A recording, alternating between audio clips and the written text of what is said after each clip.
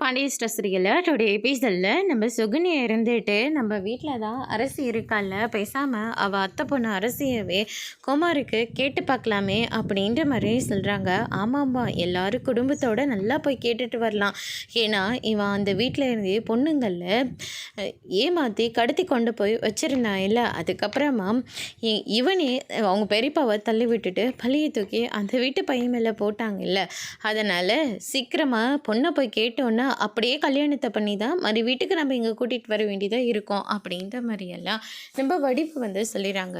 யாரும் அந்த பிச்சைக்கார பாண்டியனோட வீட்டில் போயிட்டு என் பையனுக்காக பொண்ணுக்கு போய் நிற்க வேண்டாம், அதே மாதிரி எங்கேயும் போய் நிற்க தேவையில்லை, என் பையனுக்கு எப்படி கல்யாணம் பண்ணி வைக்கணும்னு எனக்கு நல்லா தெரியும். ஆமாம்மா, உனக்கு நல்லாவே தெரியும்டா அப்படின்னு சொல்லிட்டு இந்த பக்கம் அம்மாச்சி சொல்லிடுறாங்க. ஆத்தா, நீ வாயை மூடிட்டு பேசாமல் சாப்பிடு அப்படின்னு சொல்லிட்டு நம்ம சக்திவேல் சொல்லிடுறாங்க. நான் சாப்பிட்றது இருக்கட்டும், முதல்ல உன் பையனுக்கு யார் பொண்ணை கொடுக்குறாங்கன்னு மட்டும் நல்லா பாரு, நல்லா வளர்த்து வச்சிருக்க பையனை அப்படின்ற மாதிரி அம்மாச்சி சொல்லிடுறாங்க. அதுக்கு அடுத்ததான் பார்த்தீங்கன்னா நம்ம மாரியெல்லாம் ரொம்பவே வருத்தத்தோடு இருக்காங்க. என்னடா இது, குடும்பமாக சேர்ந்து தான் பையனை இப்படி எல்லாருமே கரிச்சு கொட்டிகிட்டு இருக்காங்களே அப்படின்னு சொல்லிட்டு.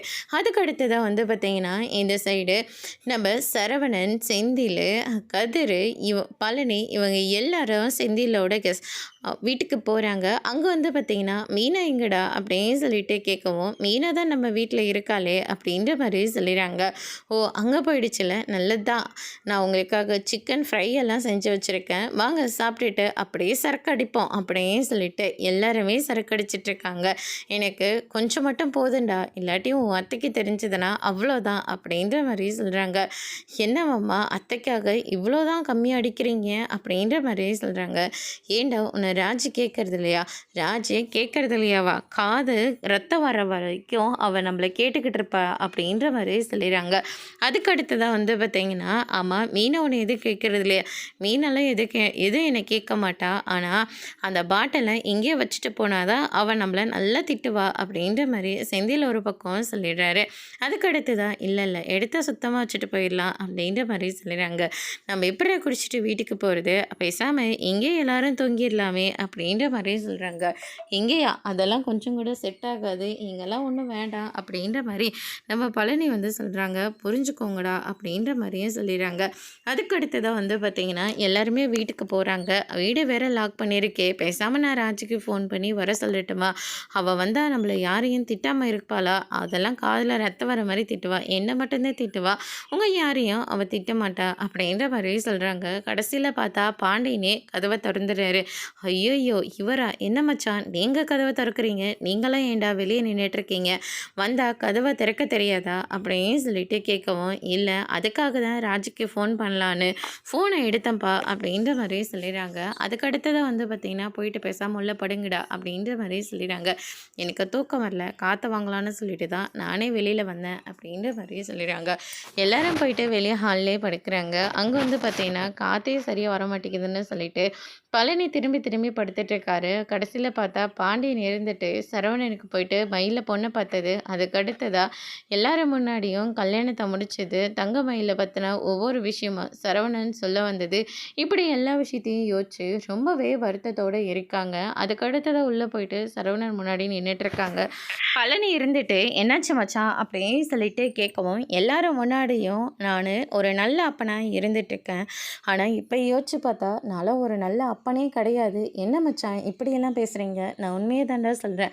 சரவணனுக்காக பார்த்து மயிலை கல்யாணம் பண்ணி வச்சேன், ஆனால் கடைசியில் எல்லாமே அவன் வாழ்க்கையை பரட்டி போட்டுருச்சு. மயிலை கல்யாணம் பண்ணி வச்சுட்டு அவன் வாழ்க்கையை நான் நாசம் பண்ணிட்டேன், எல்லாத்துக்கும் காரணம் நான் தாண்டா அப்படின்னு சொல்லிட்டு ரொம்பவே வருத்தப்பட்டு பேசிக்கிட்டு இருக்காங்க. அவனுக்காக நான் எவ்வளோ ஆசையாக மயிலை கல்யாணம் பண்ணி வச்சேன், ஆனால் இப்படி ஆயிடுச்சு அவன் வாழ்க்கை. அவன் ஏற்கனவே ஒரு பொண்ணை லவ் பண்ணுறதா சொன்னான், அதை நான் தான் கல்யாணம் வேண்டான்னு சொன்னேன்.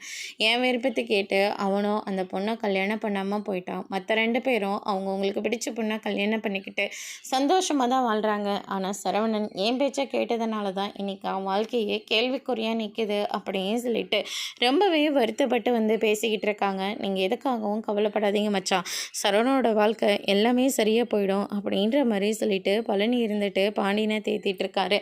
அதுக்கு அடுத்த நாள் கடைக்கு போகிறாங்க. கடையில் சரவணனுக்கு துணையாக கதிரும் இருக்காரு. நீ என்ற ட்ராவல்ஸ்க்கு வழியா ஃப்ரெண்டை பார்த்துக்க சொல்லியிருக்கேன், நான் அண்ணனுக்கு துணையாக இங்கே இருக்கேன் அப்படின்ற மாதிரி சொல்லிடுறாங்க.